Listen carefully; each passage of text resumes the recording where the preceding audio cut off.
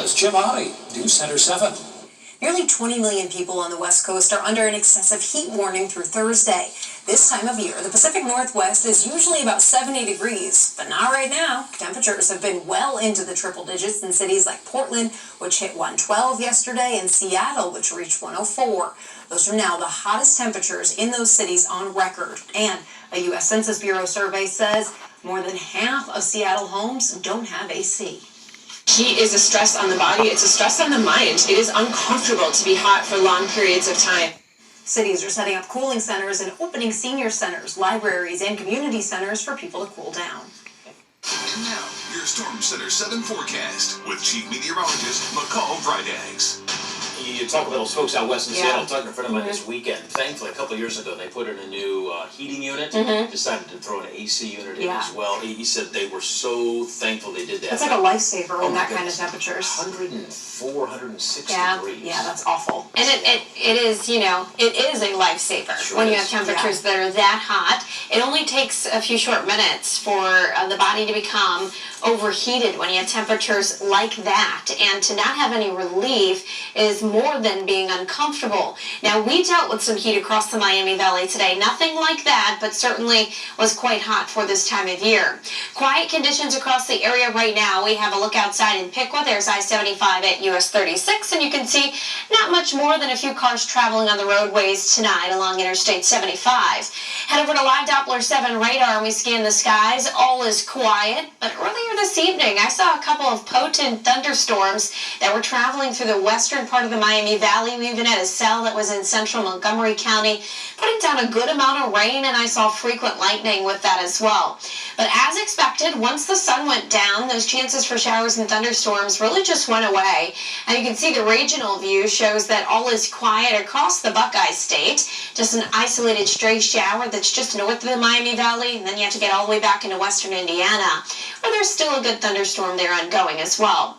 Take a look at these temperatures. We're sitting in the upper 70s across the area. 79 in Dayton, 78 in Troy. We're at 77 in Salina and Greenville. Winchester and Eaton, you're at 76 degrees. Average high should be in the mid-80s for this time of year, so we're not much cooler than where our typical daytime high would be. And we're also not going to see these numbers falling too far by tomorrow morning. But let's look back at today. We hit a high of 90 degrees at 3:17 this afternoon.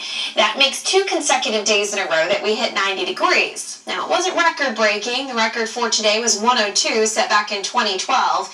And if you remember back in 2012, we had a drought, a widespread drought across the Miami Valley because we had so many hot days and so many days with little to no rain.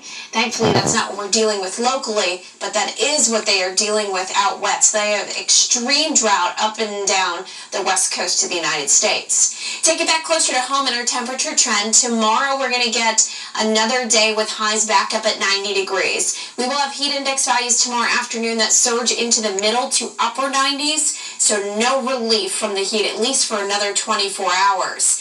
3 days in a row, that's going to make it an official heat wave for us here in the Dayton area.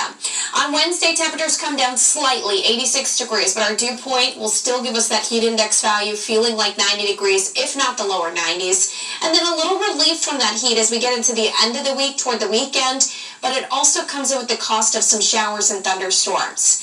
Out the door tomorrow morning, dress appropriately, light-colored clothing, loose-fitted clothing, grab the water bottle and the umbrellas. We're going to be tracking the threat for some thunderstorms again into the afternoon, perhaps a bit more numerous than we saw today. Here's our hour-by-hour forecast. Once we get past sunrise, temperatures really jump up. We get to 90 tomorrow afternoon and drop back into those 80s and 70s later tomorrow evening.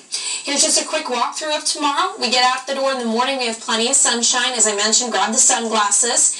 By midday, we start to see some pop-up downpours. It's in the afternoon and early evening, again before sunset, that we have that threat for some stronger thunderstorms, perhaps with some locally heavy rain and gusty winds to go along with it. Here's the extended forecast. We get to the middle 80s on Wednesday, then those highs in the 70s, with a chance for a few thunderstorms heading into the weekend. Thanks, McCall.